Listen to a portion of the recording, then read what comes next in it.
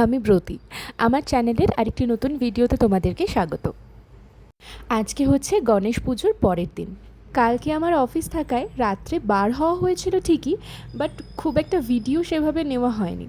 তো আজকে ভাবলাম আজকে যেখানে যেখানে ঘুরতে যাব তোমাদেরকেও সাথে করে নিয়ে যাব। আমাদের এই রাস্তাটাতেও ছোট্ট করে একটু পুজো হয়েছে। ছোট্ট করে বলাটা ভুল, কারণ এত সুন্দর সাজিয়েছে। ওই যে লাইটিংগুলো রাত্রেবেলা জ্বললে যে এত দারুণ লাগে, যেদিন থেকে লাগানো হচ্ছে আমার শুধু পুজো পুজো ফিল হচ্ছে। কলকাতাতে থাকলে যেরকম মনে হয় না, সেই রকম। আমরা দুজন রুমের মধ্যে একটু ছোট্ট করে গণেশ পুজোও করেছিলাম। এই গণেশ ঠাকুরটা আমরা জেপ্টো থেকে নিয়েছি। এত সুন্দর গণেশ ঠাকুরটা এসেছে, তো কালকে আমরা একটু ছোট্ট করে পুজোও দিয়েছি। আমরা বলতে আমার রুমমেটই দিয়েছি, আমি শুধু একটু জোগাড় যন্ত্র করে দিয়েছি। এই ছোট্ট ছোট্ট থালা গ্লাস দুটো ওই কিনে এনেছে। কি সুন্দর হয়েছে না?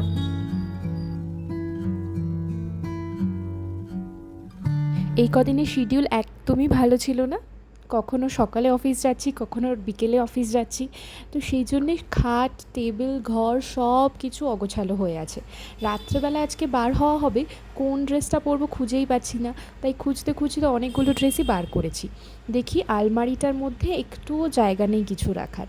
আর টেবিলটা ফাঁকা করার জন্য একটা র্যাক যে কেনা হয়েছিল, র্যাকটা ভরে গেছে, টেবিলটা এখনও খালি হয়নি। এটাকেও খালি করতে হবে। যত বাড়ি গোছাই তত বাড়ি এরকম অগোছালো হয়ে যায়। আমি জানি না সবাই নিজেদের ঘরটাকে কী করে এত সুন্দর করে রাখে। আলমারিটা প্রায় গুছিয়ে ফেলেছি। এই জিনিসগুলো, এর থেকে কম জিনিসগুলোই এর মধ্যে ছিল, বাট তবু আগে কোনো কিছু রাখারই জায়গা হচ্ছিল না। এখন তাও তো এতটা জায়গা বেরিয়েছে। নিচের তাকটা হয়ে গেছে গোছানো, ওপরের তাকটা এবার গোছাতে হবে।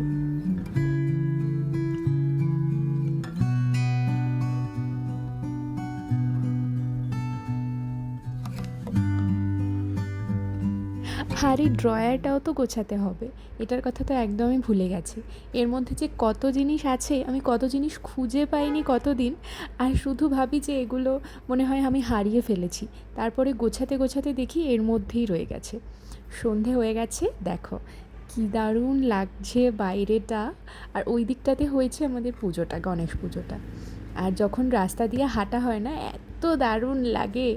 একদম ঠিক কলকাতাতে আমাদের দুর্গাপুজোর সময় যেরকম লাগে, ঠিক সেই রকম। আমার তো অফিসের কাজ শেষ হয় রাত 12টাতে। তো বাড়ি ফেরার পরে এখানে আমি আধ ঘন্টা 1 ঘন্টা এই রাস্তাটাতে হাঁটি। এত সুন্দর লাগে, আর ওই লাইটিংটা দেওয়ার পরে। আমি এখানে রেডি হয়ে গেছি। টুকটাক যা একটু মেকআপ ছিল করে নিয়েছি। একদিনই তো করব, আবার দুর্গাপুজোর সময়। বেরিয়ে পড়েছি। দেখো এই রাস্তা দিয়ে বলো এবার হাঁটতে কতটা সুন্দর লাগছে, তাই না?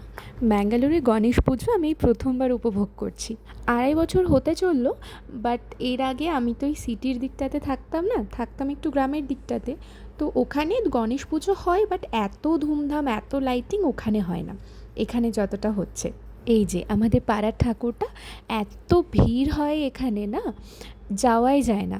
কালকে তো এত ভিড় হয়েছিল আমরা একটা ছবিও তুলতে পারিনি। আজকে থাক, রাত্রেবেলা যখন ফিরবো তখন এখানটাতে ছবি তুলব। বেরিয়ে পড়েছি। আজকে আমাদের গন্তব্য হচ্ছে, আমাদের পাশে একটা AECS লেআউট বলে একটা জায়গা আছে, ওখানে ব্যাঙ্গালোরের মনে হয় অনেক বড় গণেশ পুজো হয়। তো ওখানটাতেই আমরা আজকে যাচ্ছি। বাসে উঠে পড়েছি। বাসে করে একটুই সময় লাগে। আর যা ট্রাফিক আজকে, আজকে যেহেতু গণেশ পুজোর সিজন চলছে, তো খুব ট্রাফিক, সবাই যেহেতু ঠাকুর দেখতে বেরোচ্ছে। এই যে পৌঁছে গেছি AECS লেআউটটাতে। কালকেও আমরা এখানে এসেছিলাম। কালকে যখন আমরা এসেছিলাম তখন এত মানুষজনের ভিড় এখানে ছিল, লাইন দিয়ে দিয়ে লোকজন যাচ্ছে রাস্তার দুধার থেকে। বাট আজকে ভিড়টা একটু কম আছে। রাস্তাতে তো কম ভিড় আছে, বাট গিয়ে দেখি পুজোর ওখানটাতে কীরকম ভিড় আছে। কালকে যা ভিড় হয়েছিল ওখানে।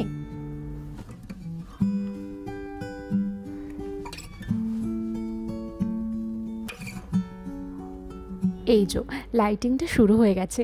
এখান থেকে আর গাড়ি চলাচল করতে দিচ্ছে না, বন্ধ। সবাই এবার ডান দিকে ঘুরে যাচ্ছে। এখান থেকে শুধু এবার হাঁটা পথ। আর এখানেও রাস্তার দুই ধার জুড়ে এইরকম ফুলের দোকান, আর্টিফিশিয়াল ফুল, ফ্লাওয়ার ভাস, জামা কাপড়ের দোকান, মেয়েদের গলার হার, কানের দুল, চুলের ক্লিপ, গার্ডার সব কিছু পাওয়া যাচ্ছে। আর অনেক মানুষই এখান থেকে কেনাকাটা করছে। এত সুন্দর সুন্দর জিনিসগুলো আছে না, এখানে খুব ভালো ভালো ফটো ফ্রেমও পাওয়া যাচ্ছে, মানে পোস্টার টাইপের। আমরাও নিয়ে যেতাম, বাট রাখার জায়গা নেই। এই যে সুন্দর লাইটিং, এখানে প্রচুর টোট ব্যাগও পাওয়া যাচ্ছে, ওইদিকে কানের দুল আছে।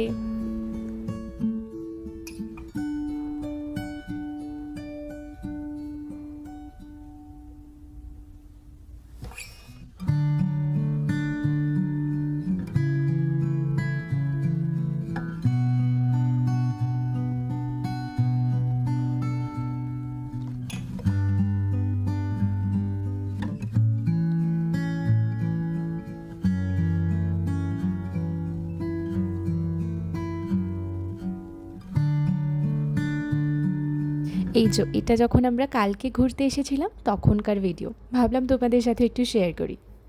কালকে যাওয়া হয়েছিল, আমরা কয়েকজন ফ্রেন্ড মিলে অফিস থেকে ফিরে তাড়াতাড়ি করে গুছিয়ে বেরিয়ে পড়েছিলাম। কালকে এত টায়ার্ড ছিলাম যে ফটো ভিডিও ভালো করে কিছুই নেওয়া হয়নি, তাই আজকে আবার আমাদের গন্তব্য সেই সেম জায়গাতে তোমাদের জন্য একটু ভিডিও সংগ্রহ করে আনার জন্য, আর গণপতি বাপ্পাকে আর একবার দেখে আসার জন্য। পুজোর তো এই কয়েকটা দিনই থাকে, আর এর মধ্যেও আবার অফিসের কাজ, তো সেই কাজের মধ্যে যখনই একটু ফাঁকা টাইম পাই মনে হয় যে একটু বেরিয়ে যাই। তো আজকেও আবার চলে এসেছি সেই সেম জায়গাতে। এইটা হচ্ছে আসল মন্দিরটা, এত সুন্দর লাগছে, মনে হচ্ছে পুরো সোনা দিয়ে মোড়ানো। প্রথমে তো আমরা দেখে ভেবেছিলাম এটা প্যান্ডেল করা হবে হয়তো, কারণ আমরা তো এরকমই দেখে অভ্যস্ত যে আমাদের ওখানে থিম দিয়ে প্যান্ডেল করা হয় কলকাতাতে। তো তারপর যখন কাছে গেলাম তখন মনে হলো যে না, এটা তো প্যান্ডেল নয়, এটা আসল মন্দিরটাই। আর মন্দিরের সামনেটা এরকম ব্যারিকেড করে দেওয়া হয়েছে, এখান থেকে তোমাকে ঘুরে ঘুরে ঘুরে ঘুরে তবেই ভগবানের কাছে যেতে পারবে। কত ভিড় হয়েছে দেখেছো? আর এই ভিড়ের মাঝখানে এত আমি বাঙালিদের আওয়াজ শুনেছি, সবাই গণেশ পুজো দেখতে এসেছে। অনেকটা লাইন দিয়ে আসার পরে আপাতত এখন মন্দিরের সামনেটা এসে পৌঁছেছি, এখনও লাইনেই দাঁড়িয়ে রয়েছি। কী সুন্দর ফুল দিয়ে সাজিয়েছে এটা, গাছগুলোকেও লাইট দিয়ে খুব সুন্দর করে মোড়ানো হয়েছে। এখন মন্দিরের ভিতরটাতে ঢুকেছি, ওনারা বারবার বলছিলেন যে ফটো ভিডিও করবেন না, কারণ দাঁড়াতে হচ্ছে তো তার জন্য একটু, আর দাঁড়ালেই পেছন জন্য দাঁড়িয়ে যাচ্ছে, তো সেই জন্য ওনারা বারবার বারবার করে বলছেন ফটো ভিডিও এখন করবেন না। কিন্তু এত সুন্দর সাজগোজ, এটাকে শুধু আমি দেখলে হবে, সবাইকেই তো দেখতে হবে। তো তার মধ্যেও একটু ফাঁকি দিয়ে আমি তুলে এনেছি ভিডিও।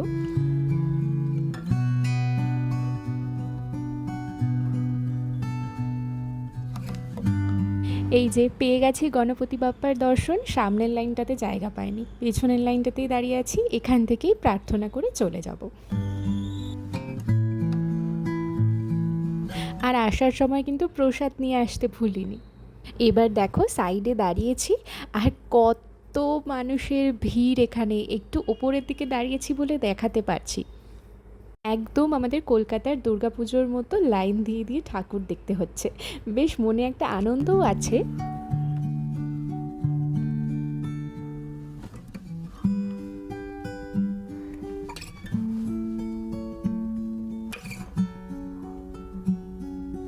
একটু সামনের দিকে আসলাম, একদম মন্দিরের ফ্রন্ট ভিউটা নিতে। এত দারুণ লাগছে এটা, আর লাইটগুলো ওপর থেকে ঝুলছে, কী যে দারুণ লাগছে, একটা ফেয়ারি ল্যান্ডের মতো লাগছে। এইটা উল্টো দিকের রাস্তাটা, এটাতেও দেখতে আসলাম কতদূর পর্যন্ত লাইটিং আছে। চলো দেখে আসি গিয়ে।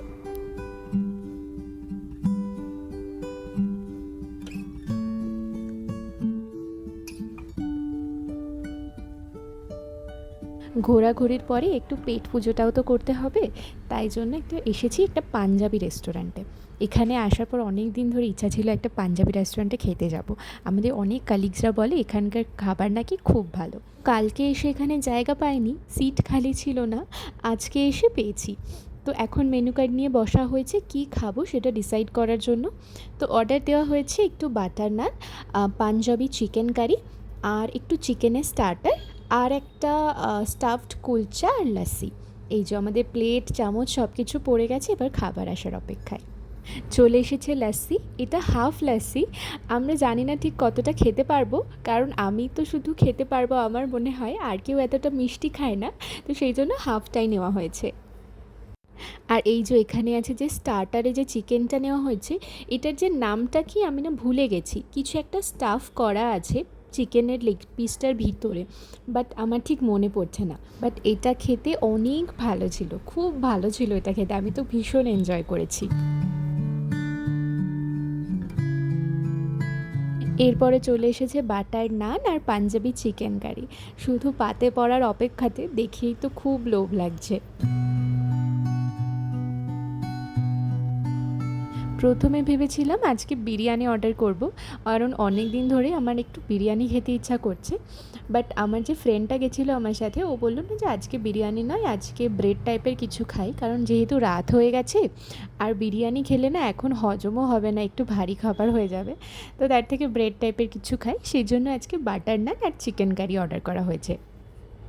এটাও আমার খুব ভালো লাগে, রুটি সাথে একটু মাংস। আমি একদম মনে হয় যে বাড়িতে যেরকম মা যেরকম সেঁকা রুটি করতো আর সাথে একটু চিকেন কারি নর্মাল, এত দারুণ লাগতো এটা। এটাও খুব ভালো লাগে আমার।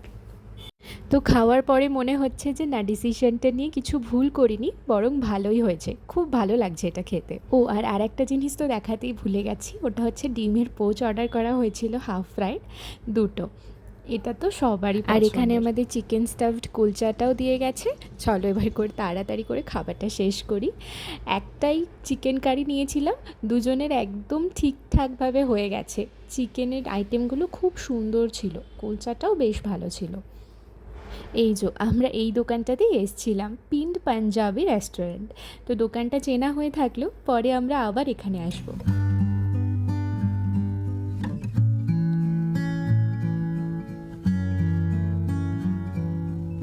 এবার চলেছি বাড়ি ফেরার পথে, বুক করে নিয়েছি একটা অটো। এখান থেকে খুব বেশি একটা দূর না, তবে হেঁটে যাওয়াও সম্ভব না, সেই জন্য অটোটাই বুক করে নিয়েছি। বাসের জন্য আর দাঁড়ালাম না, কারণ এত পায়ে ব্যথা করছে। আসলে এই সপ্তাহটায় এত এত পরিশ্রম পড়েছে, এই জন্য বাড়িতে গিয়ে এবার একটু রেস্ট নিতে হবে।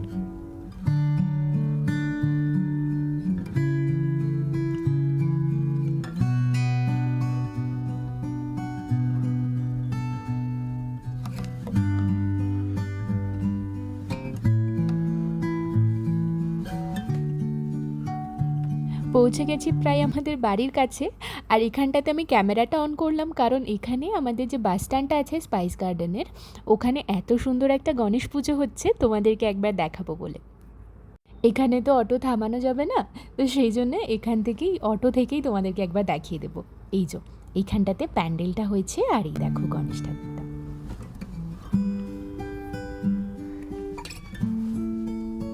এই যে এখন বাজছে রাত 1:30 মতো, আমরা বাড়ি পৌঁছে গেছি। তারপরে এই যে সামনের রাস্তাটা একটু বেরিয়েছি তোমাদেরকে দেখাবো বলে। এই পুজোর এই কদিনই তো আনন্দ, তারপরে আবার কবে পুজো আসবে তখন। তো সেই জন্য একটু সময় মিস করতে চাইনি, যখন মনে হয়েছে যেখানে মনে হয়েছে বেরিয়ে গেছি। আর আজকের ভিডিওটা এই পর্যন্তই, দেখা হবে পরের ভিডিওতে। বাই।